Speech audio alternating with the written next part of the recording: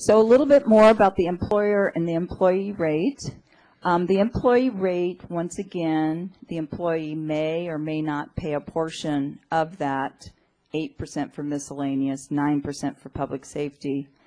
But in Pleasanton's case, currently the city pays 100%, but it is, as you'll hear more tonight, in the process of changing this.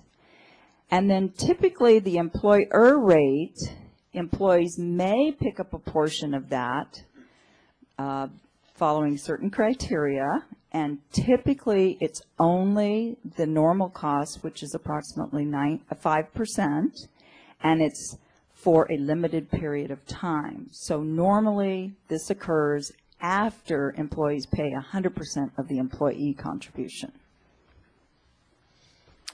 So here's a typical retiree's pay.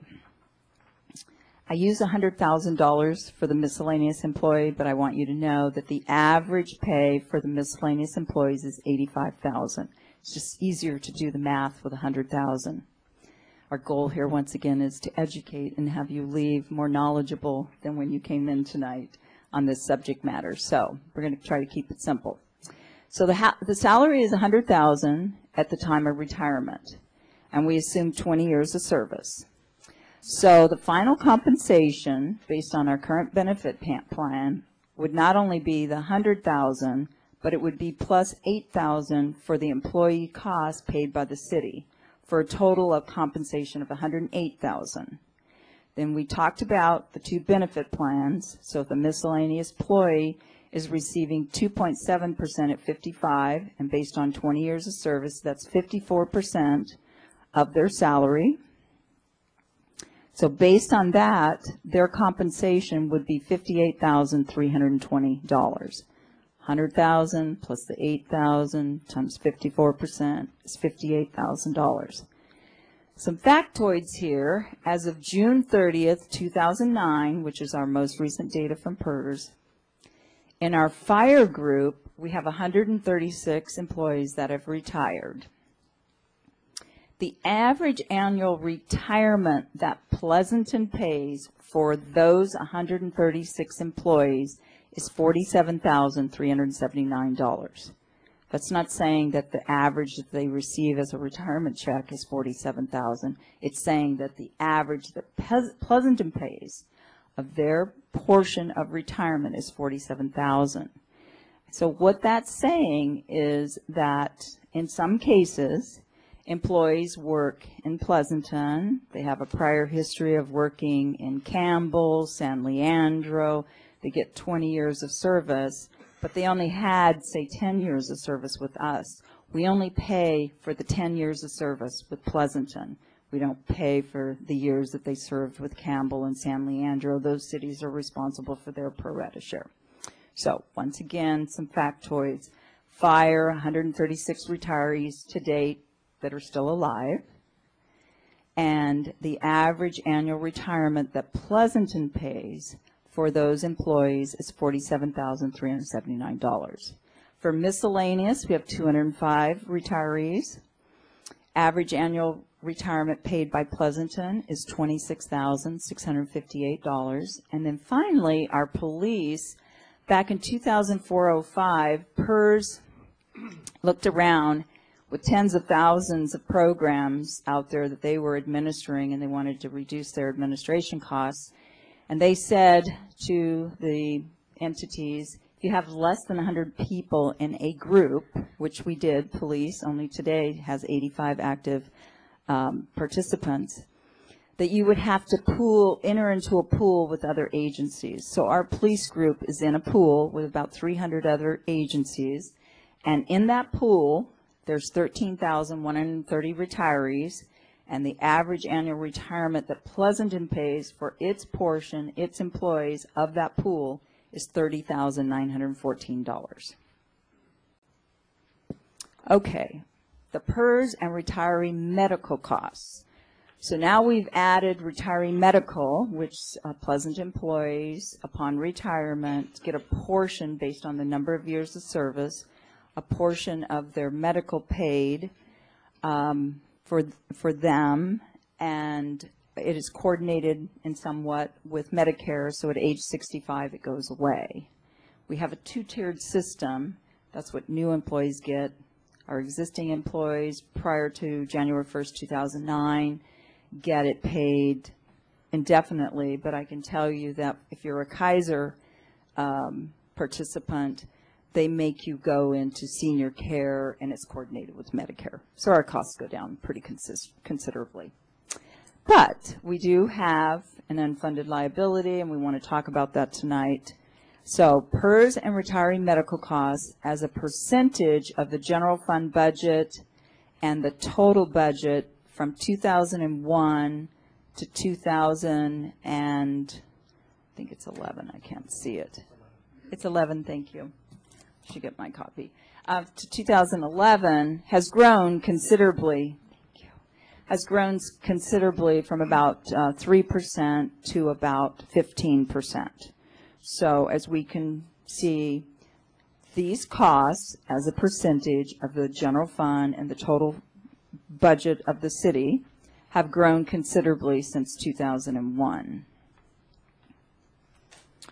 Here's that same bar graph shown linear.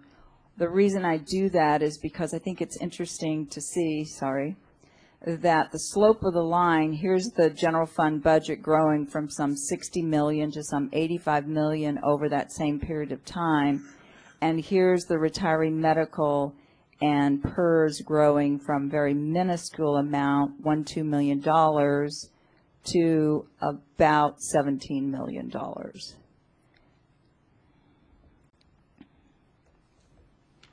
And then another graph here shows the history of personnel costs versus non-personnel costs. A lot of these graphs tonight were specifically requested over the past several months by our city council members. So this was one that Jerry Thorne was very interested in.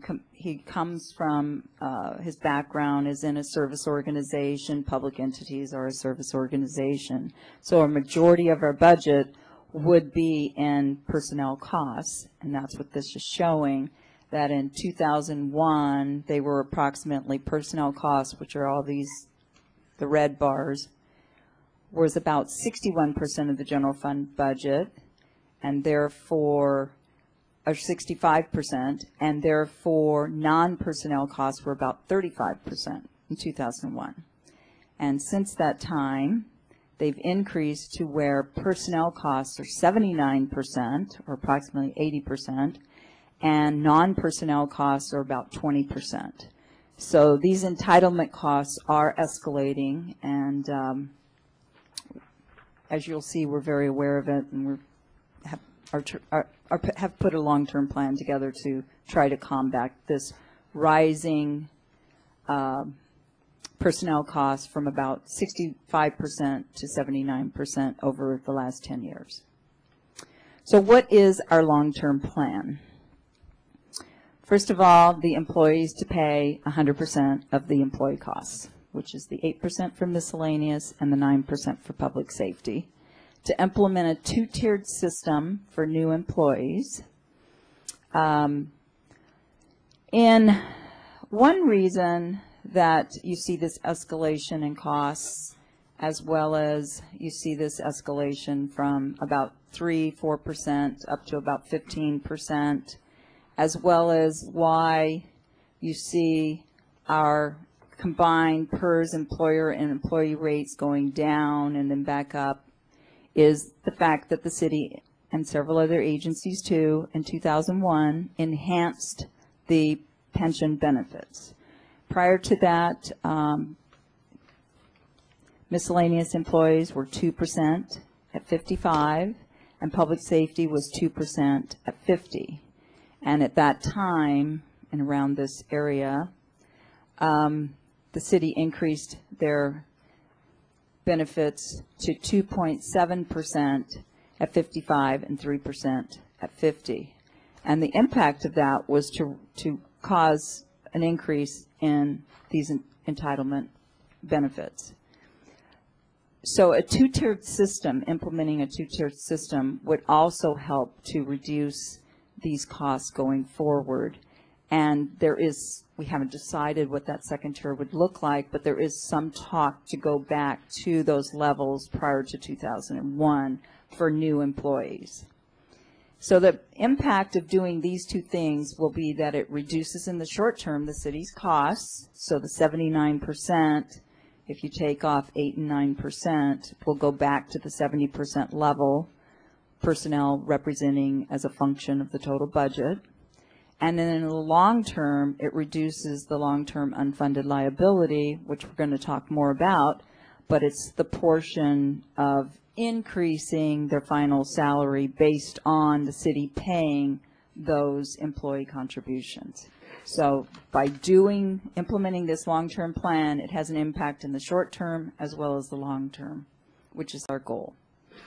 So here we are in 910 with the total PERS costs, which is the blue line, and as you can see, the bar out to 2014 is increasing, and the green line represents the portion paid by the city. So it's currently somewhere around $17 million, and it's both the employer contribution and the employee. We're hoping to change that over time and implement the long-term plan, and what that does is it brings our costs by 2014 back in alignment with where they are in 910. We do that by implementing the two-tier and having the employees start to pick up a portion of their contribution. Our plan gets us by 2014 where the employee's picking up 4%. However, the alternative, and why we're having the workshop and including the community, is to be at 8 and 9% by 2014, where the miscellaneous employees are picking up 8% and the public safety are picking up 9%. That's our long-term goal.